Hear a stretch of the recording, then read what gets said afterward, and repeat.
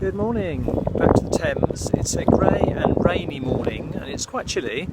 Could be a bit of wind, so sorry about the sound quality, look out for that one. We're in part of the Thames when we are likely to find medieval or Roman items, but we certainly should have a good crop of post-medieval items, as well as the ubiquitous post-medieval redware. I'm looking for 18th century pottery and 19th century pottery. It's a very vibrant time for the pottery industry in this country.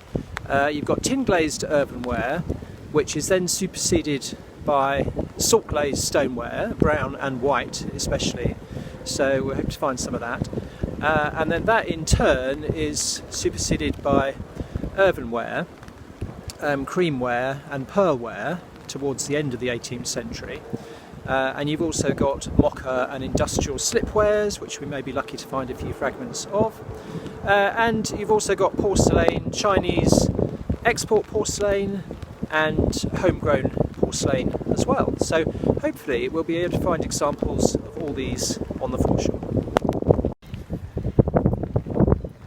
I don't like this bit, not particularly good with heights, but needs must, so I'll see you down at the bottom. Okay, made it alive down the steps, and we'll start searching the foreshore.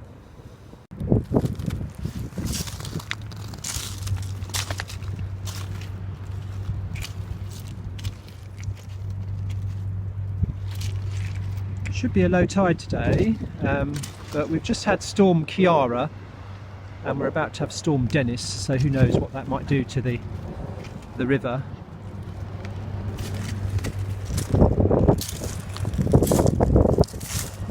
Stony foreshore, lots of rocks, but already you can see lots of pottery shards of different types. Bit of salt-glazed stoneware from a Parliament jug, so that's got some age to it, 60.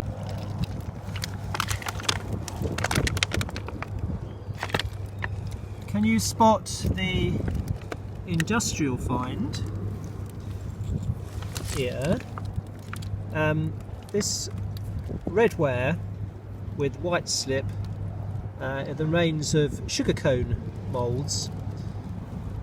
They used to pour liquid molasses into cone-shaped moulds, and the liquid would drip through into a receiving vessel underneath, and you'd be left with solid sugar mould, which you could then use sugar nips to cut bits off.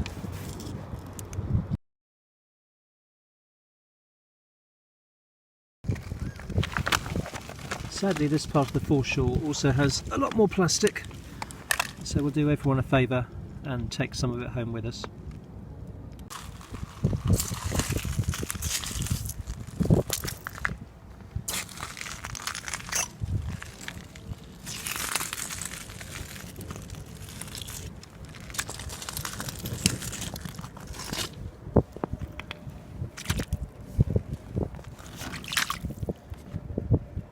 Bits of chain, that's a bit of flint, big piece.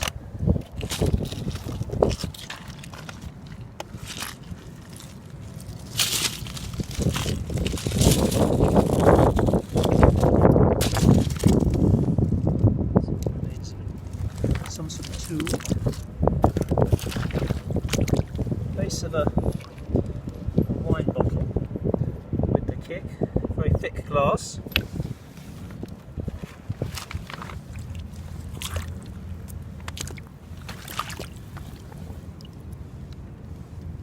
Rubbish.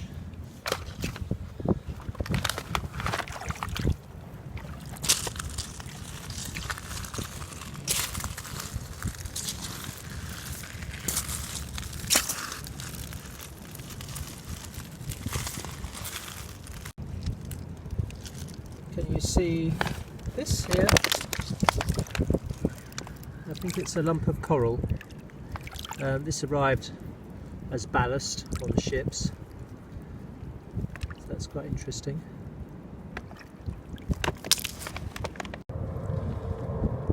Okay, spot the find.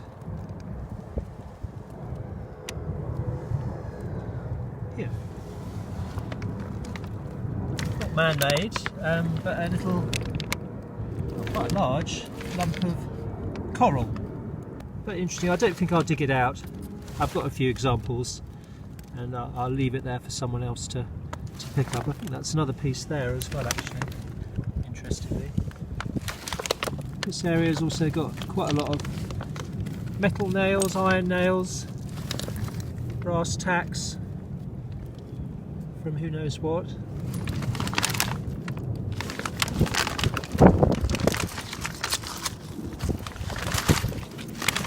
Just here, sticking out of the mud, looks like a piece of Tink-glazed earthenware, and it is. It's got a lovely polychrome decoration in more than one colour. So you've got the blue and white is common, but you've got a bit of green in there as well. So Tink-glazed earthenware, this could be anything from 1660 to about 1770, and it looks like part of a plate or a platter. So that's nice to find.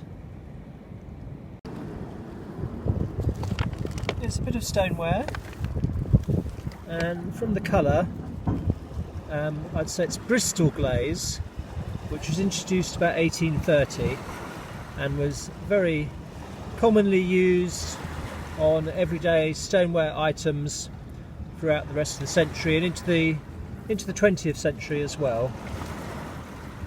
So it's probably it's quite thick, so it's probably part of a flagon, something like that, I would think.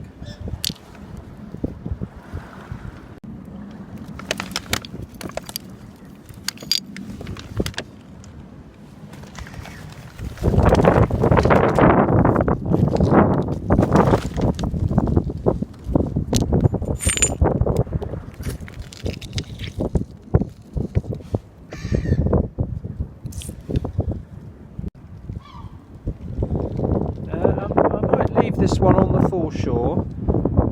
It's rather an impressive anchor with a massive chain. I think it probably belongs to that barge, so they wouldn't appreciate it if I unhooked it and took it home. We'll leave that one for someone else.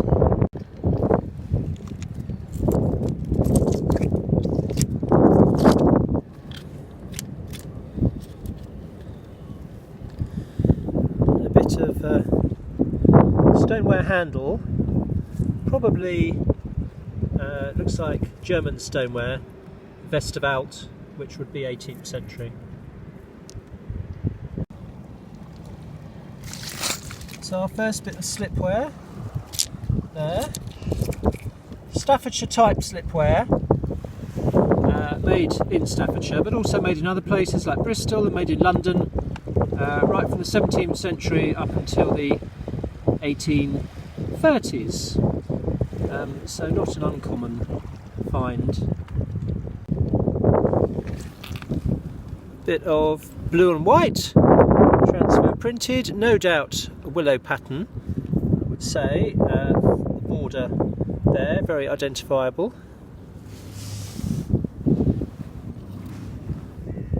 Plain, undecorated.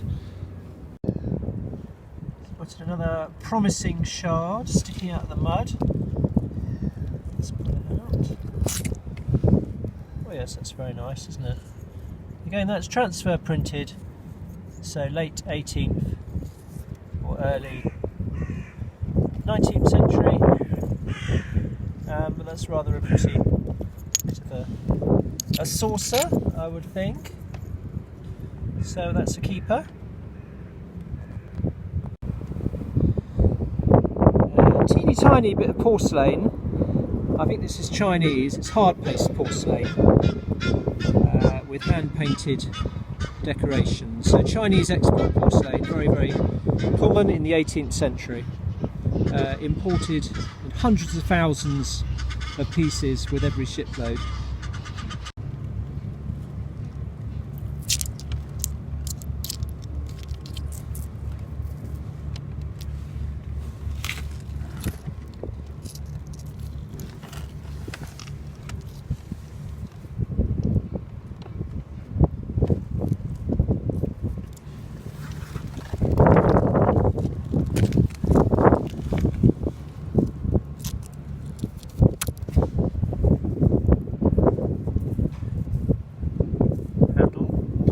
salt-glazed stoneware.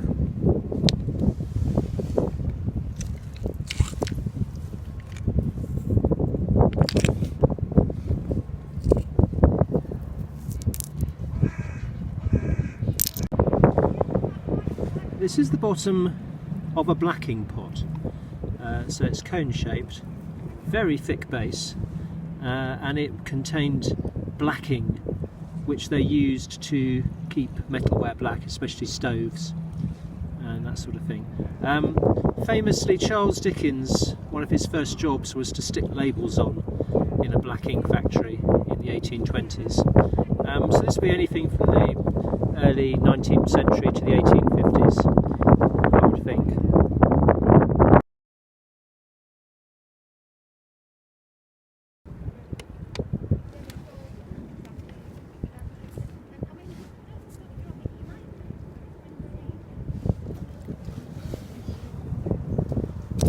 Something sticking out there, I'll try and dig it out.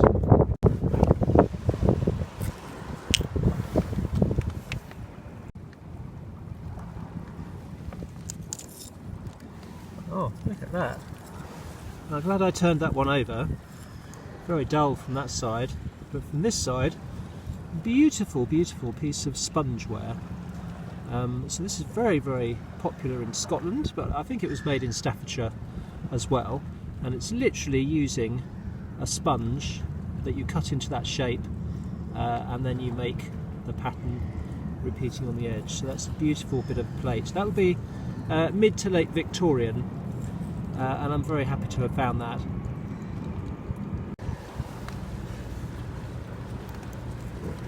Another bit of stoneware, German stoneware, Westerwald.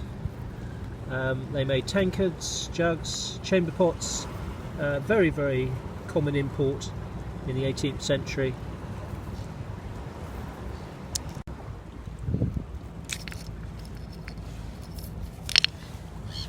Post-medieval redware of some description. That's a bit of a clay pipe, a bit of a bowl, and you can see a sort of wheat ear pattern on that. So Victorian.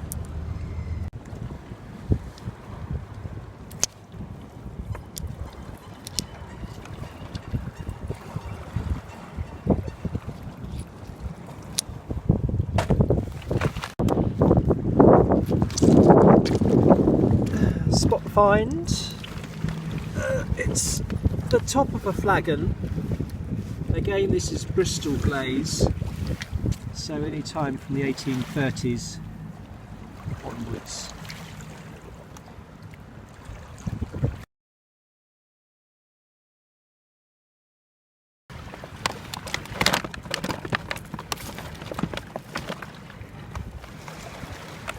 This is also tin-glazed earthenware, known as Delft. It's a very thick base fragment. I'm thinking from the remains of the blue and white stripes, it's probably part of an apothecaries vessel, apothecaries pot for storing drugs and medicines in. So again, this is going to be 17th century or 18th century in date.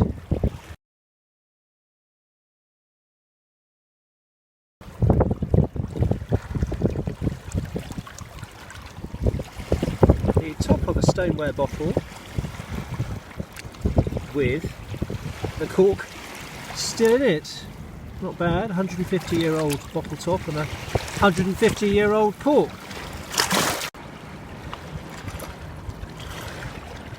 Aha, more of the ubiquitous willow pattern, part of a Chinese style fence there.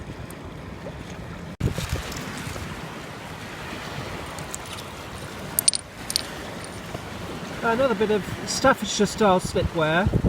No feathering to this one, just very plain lines on it there, but still quite pleasing. Yellow slip with brown slip trail.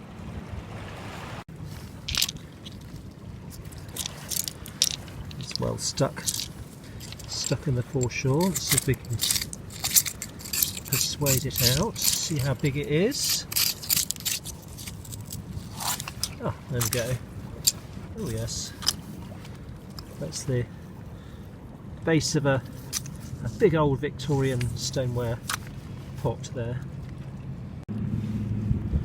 Potted out, and it's rather a nice example of a sugarcone mould, sorry, from sugarcane obviously, with that sort of banded white slip on the interior.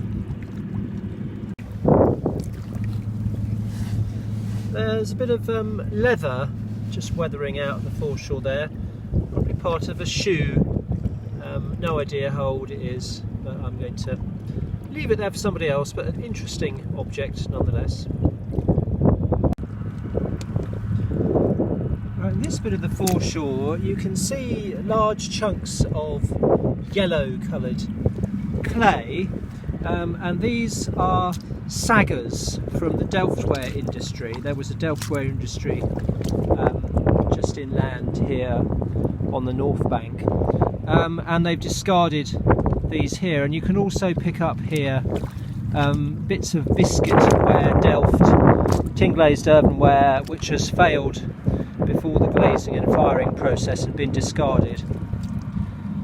So it's a nice bit of industrial heritage, pottery industry. Some quite large chunks of sagar in this area. Some nice examples of the Staffordshire style slipware. That's got the feathering on it, it's quite a delicate pattern, and then you can see some feathering on that piece as well, which is nice. Here's an interesting tax stamp. Very nice of them, to date, 1942. The royal motto, George VI, G6R, Johnson Brothers. Now of course in the war all the pottery manufacturers went over to utility ware for the forces and things like that, so this is a nice bit of wartime pottery production, 1942.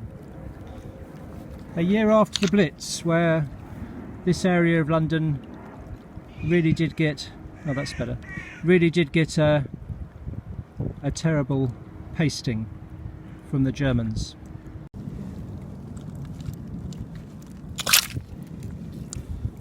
On top of an ink bottle, a spout there for pouring.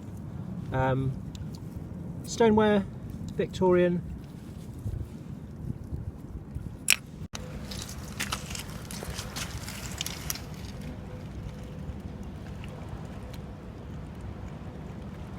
I couldn't actually film it coming out of the mud. There's a screenshot because my phone died, so I wanted to save battery power. But that is a complete late Victorian or early 20th century jam or marmalade pot, and I have washed out the mud that was inside it, but sadly completely unmarked on the bottom. Sometimes they're by Gray and Sons of Portobello or Malling of Newcastle. But anyway, it's complete. So you see the rim has a groove for taking a paper label or a lid, a waxed lid, and the grooves down the side which distinguish it as a typical £1 pot of marmalade or jam.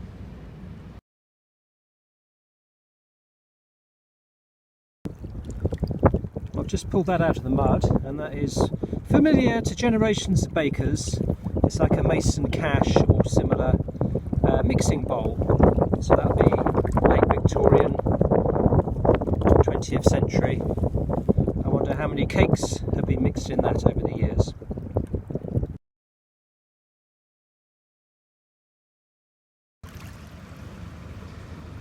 When I washed off the bit of mixing bowl, I found this shard stuck to the inside, which has got the part of a royal crest on it. Looks like George V, could be George VI. So another bit of military pottery, which perhaps gives a date to the mixing bowl fragment.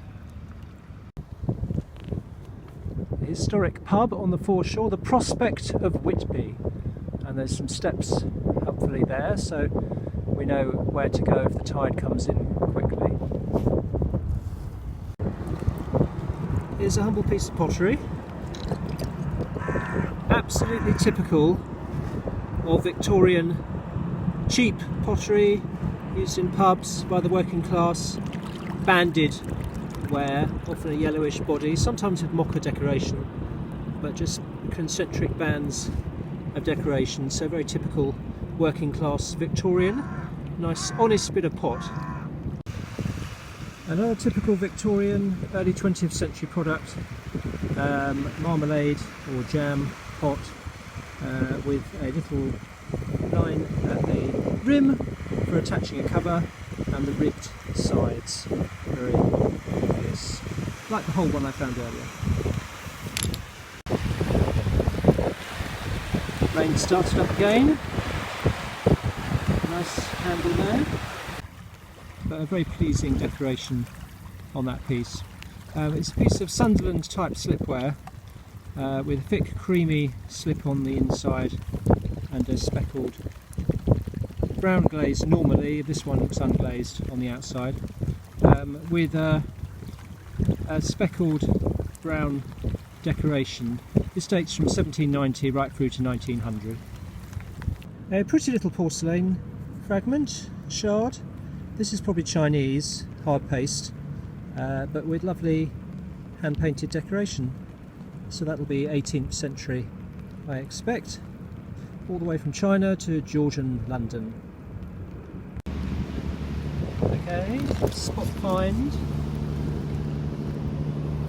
Yeah, more Tink-glazed.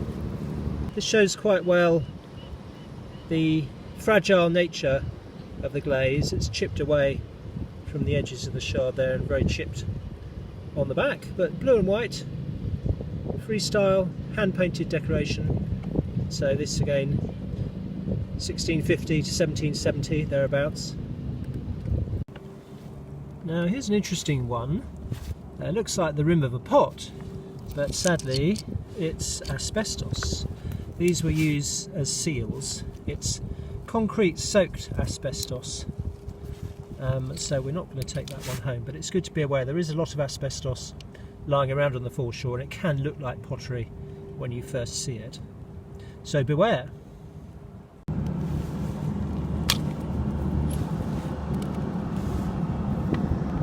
Wine bottle. Here's another shoe. You can see, well, feel the hobnails in it, so probably a working man's shoe. I guess it's probably Victorian, but I'm going to leave it here for the foreshore. I just picked this up, and it's a sizable chunk of rim, and it seems to have grits in it and shell tempering, so I'm not exactly sure. Could be shell, I'm not sure. To have a closer look at it, but it's possible this is a bit older, or it could be part of something like a Spanish oil jar, post-medieval oil jar, something like that. It's thick enough, big enough. I'll have to have a look once I've washed it. Okay, we were promised white salt-glazed stoneware, and the river did not disappoint. So here we are, a lovely bit of rim from a plate with moulded decoration. This started to be made around the 1720s and worked through until the 1770s, when it was killed off by pearlware and creamware. So that's nice. It's a beautiful bit of plate. Any well-to-do Londoner would have had this on their table. Peak, I suppose, of production, the 1740s to the 1760s. So I'm happy to find that.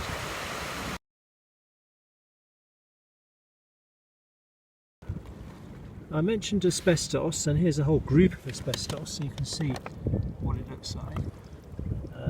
Broken from a roof, I expect, something like that.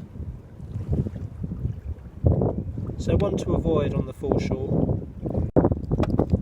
Maybe a day for boots and shoes, because here's another bit weathering out with the lace holes there, and there's probably the whole heel of it in the mud, but I'll leave it there for someone else to have a look at. Something a bit older now, post-medieval still, post-medieval redwares, but probably the handle of a skillet or a frying pan, something like that. It looks like it's glazed internally but not externally, so 17th or 18th century for that one, I think. Another older piece of pottery, buff coloured clay, so buff coloured clay, so not refined earthenware of the late 18th, 19th century, with a yellowish glaze, or clear glaze that's fired yellow, probably borderware, so this would be about 1550 to 1700.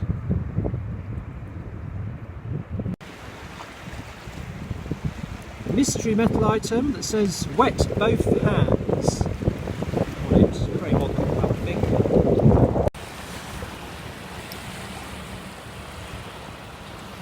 That's a very pretty little piece. Chinese style decoration. Very nice pagoda there.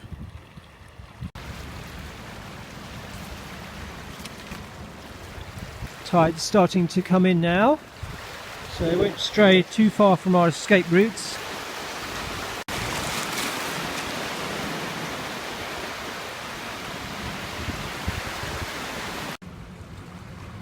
What looks like another piece of coral wedged under that stone. I think I'll leave it there actually. Here we have a nice bit of teapot spout. This brown treacly glaze is what they call a Rockingham glaze. Often it's on red clay actually, so there'll be a good mid to late Victorian piece.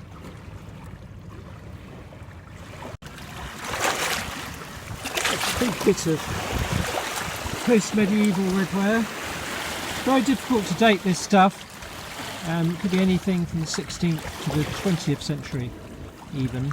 Likely to be 18th or 19th century in this location, I would think. Okay, not too hard to spot.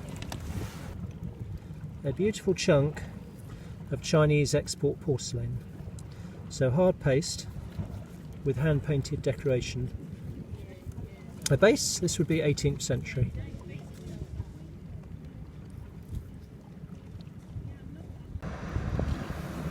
There's another chunk of post-medieval redware, except it's a bit different. It's got a very thick grey core, which means it hasn't been fully fired to turn the clay to a nice red brick colour. So this could be a bit earlier. Normally the red core would be 16th or early 17th century, so I think that's what this probably is. A classic rim of Sunderland type slipware. So you can see the exterior glaze, thick treacly brown glaze, and then the thick slip. You can see how thick it is in profile there on the broken edge. So 1800 to 1900 for this little fellow. This is German stoneware, but a little bit later. This sort of colour and the interior colour is part of a German mineral water bottle. Like Apothecaries was a well-known brand, but they're right through the 19th and early 20th centuries. These would be imported tall, with a little loop handle at the rim.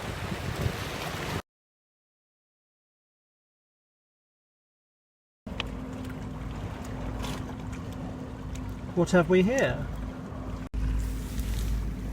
I think the coarse yellow clay gives it away as a Tink-glazed earthenware sagar. I'm not sure if that's part of a rim or a base. I'll have to have a look when I've washed it. But yeah, this is likely to be from the Tink-glazed earthenware production, and the articles were fired in these sagars, which were made of coarse yellow clay, to protect them from the flames in the kiln. So it's an interesting piece. A modern buckle. Nice to find an old one, but a modern one is interesting nonetheless. Now, I mentioned the Tink-glazed earthenware sagars, and here are some examples of biscuitware.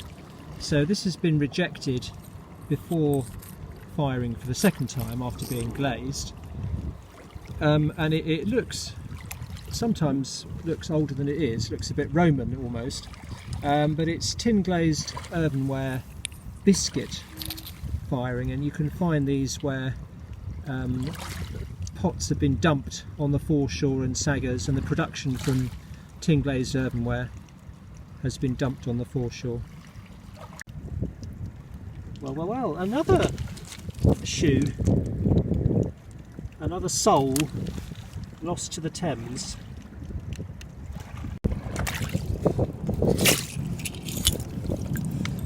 Nice bit of iridescence on that piece of glass. Not very old though, I don't think. Here's a good example of feather-edged decoration. Normally blue, but can be green or other colours, on earthenware, refined earthenware. Starts to come in about 1780s and is popular right through to the early Victorian period and beyond. This is interesting. Two plates fused together. Now, it's not production waste, because at this time there were no factories making earthenware in London. These are 19th, 20th century plates. But maybe it's happened in a fire, possibly the Blitz, who knows, and then they've been dumped here on the foreshore. A handmade pin with a wound top. These could date any time from medieval to 18th century. And also here a tooth. I don't normally pick up bones or teeth. I have no idea if that's human or animal. I'm rather hoping it's not human. But just an example of what you can find here on the foreshore. It's an interesting example of slip decoration on this rim, concentric bands of red and yellow. I'm guessing it's probably a variation on the Staffordshire style slipwares, so anything from the 17th century to the early 19th century. This is a good example of creamware. So in decoration, very similar to the white salt-glazed stoneware, but obviously on an earthenware body rather than a stoneware body. So this is likely to be 18th century. Here is a nice example of borderware. It's the rim of a plate or a dish, but it has the wavy incised decoration. Borderware dates, the white borderware on white clay dates from 1550 to 1700. Very common, sold in London and exported to the early colonies like Jamestown in North America. So very few plates, just a couple out of 100 were decorated. So it's nice to find an example that is a bit more better than the rest, shall we say. I just found most of a willow pattern plate, so it's a good example, a good opportunity to discuss the willow pattern.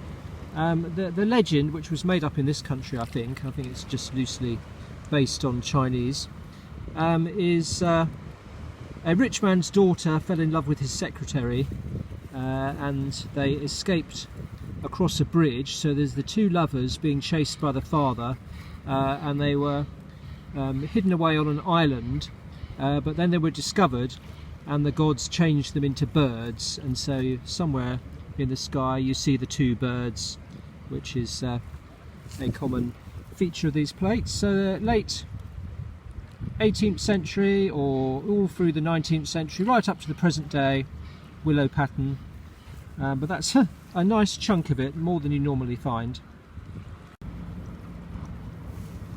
Very happy with this lovely piece of Chinese export porcelain, 18th century. You can see the sort of bluish tinge to it, and the fabric is very glassy, so it chips like glass rather than earthenware. But a lovely hand-painted blue and white scene of flowers there, so I'm happy with that. That's a nice example. This is a really nice example of the biscuit Delft. So it has not survived the first firing, never got to be decorated, but it's a whole profile, which is rather nice. Probably of a drug jar or a small dish, but that's a good example of biscuit Delftware which has not been decorated or given a second firing.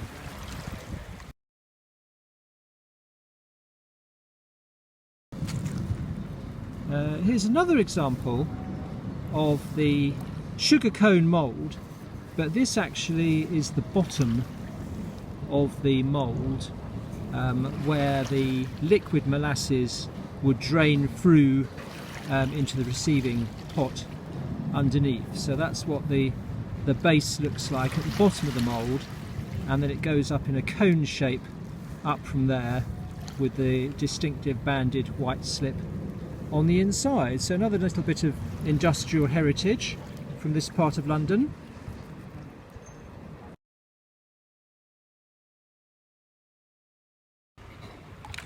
A larger tooth from the foreshore. This is probably cow or even horse. So yeah, interesting, that's what they look like. Hello, good afternoon. Time for a roundup of what we found when we were out last week. It's been raining all day, so I'm quite glad I'm not on the foreshore.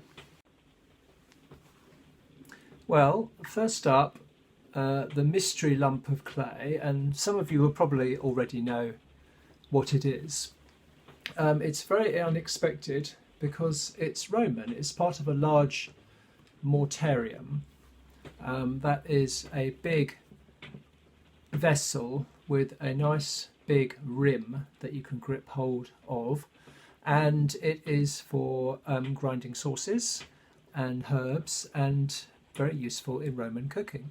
So that's a nice unexpected find, because I've never found anything in that location older than 17th century. So it just goes to show that older stuff does turn up. So a nice unexpected chunk of Roman mortarium there.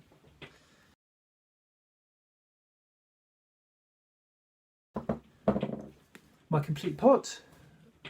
So this is very typical of late 19th century, early 20th century conserve jars. So it could be jam or marmalade, made in their millions. A nice humble bit of stoneware, not marked in any way.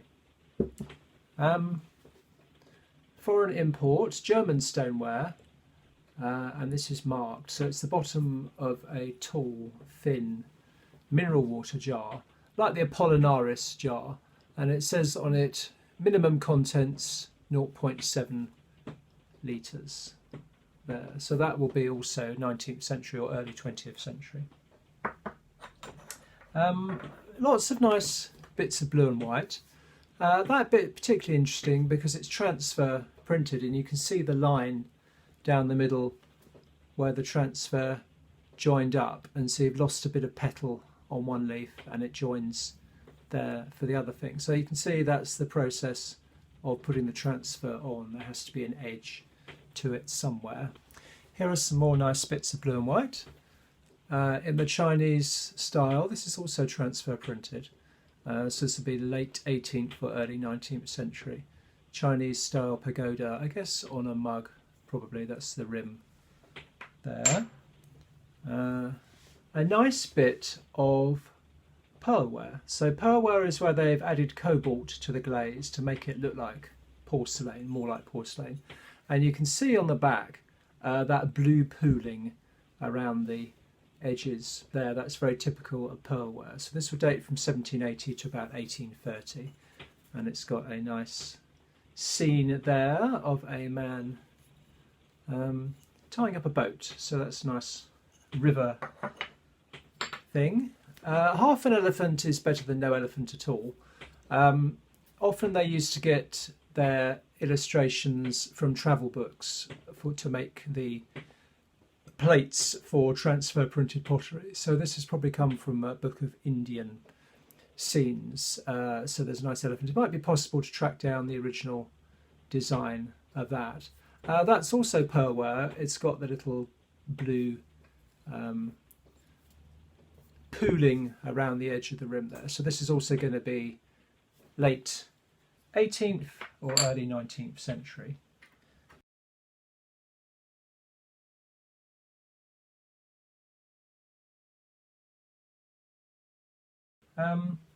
Porcelain. So there's a nice bit of porcelain there. So again, it must be probably from an English factory. Be nice if it was from a London factory, but we'll have to do some research and see if we can find out what that one comes from. And then some very nice Chinese export porcelain. So we've got some stuff here with hand painting. This is going to be mostly 18th century. So hard paste porcelain from China imported into Europe. And this is a particularly nice piece. So this is Batavian ware, which has got on the outside the brown glaze up the sides. This is also 18th century, also hand painted, rather a beautiful fence and flower arrangements. A few other things. So biscuitware Delft, that's the whole profile of a drug jar. So this would be anything from 1650 to 1770. And this was given a first firing and then for some reason rejected. Maybe it broke in the kiln. So it's never been glazed or given that second firing. So it's a waster from the manufacturing process. Mocha. So that is where they add a solution to the glaze and it forms these seaweed or tree patterns there. This is very common from the end of the 18th century right through the Victorian period, and often with that banding as well for humble items like as jugs, mugs, things they used in pubs. Quite humble things. Through to the 20th century, PLA, Port of London Authority. So that's where we get our mudlarking licences from. Don't forget you have to have a licence to pick up things from the Thames. So someone must have been annoyed when they broke their mug and they threw it into the Thames, and I found it years later. Staffordshire style slipware with that combed slip.